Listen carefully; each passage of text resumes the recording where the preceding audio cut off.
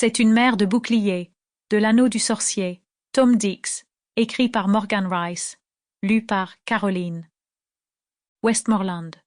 Oh, l'or que n'avons ici, rien que 10 000 de ces hommes d'Angleterre, qui n'ont d'ouvrage ce jour.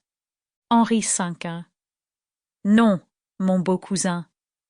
Moins nombreux les hommes, plus grande la part d'honneur. Gré de Dieu, je te prie, ne souhaite homme de plus. William Shakespeare. Henri V. Chapitre 1. Gwendoline pleurait et hurlait, déchirée par la douleur, étendue sur le dos dans un champ de fleurs sauvages, le ventre plus douloureux qu'elle ne l'aurait cru possible. Elle poussait et se tordait pour tenter de faire sortir le bébé. Une partie d'elle voulait tout arrêter, espérait avoir le temps de rejoindre la sécurité avant d'accoucher.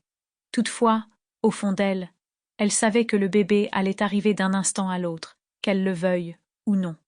« S'il vous plaît, mon Dieu, » pria-t-elle, « donne-moi quelques heures. Laisse-moi rejoindre une maison d'abord. » Mais Dieu en avait décidé autrement. Gwendoline sentit une vague de douleur la traverser de part en part et renversa la tête. Le bébé se retourna en elle, tout près de sortir. Elle ne pourrait jamais l'arrêter.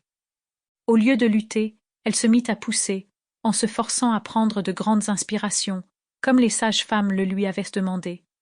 Cela n'avait pas l'air de marcher, et Gwen poussa un gémissement d'agonie. De nouveau, elle s'assit sur son séant pour apercevoir un signe d'humanité. « À l'aide !» cria-t-elle à plein poumon.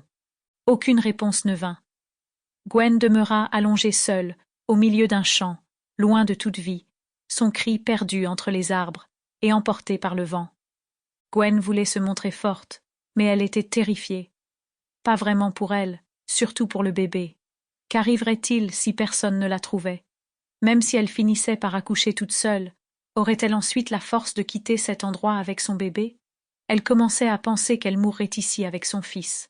Le souvenir des limbes traversa son esprit. La libération de Argon. Le choix que Gwen avait dû faire. Le sacrifice.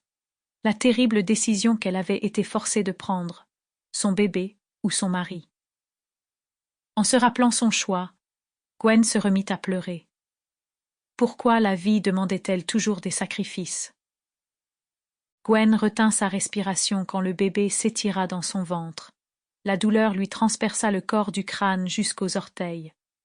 Elle eut soudain l'impression d'être un vieux chêne, scié en deux par un bûcheron.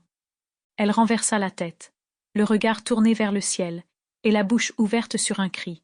Elle tâcha de s'imaginer. Sample complete. Ready to continue?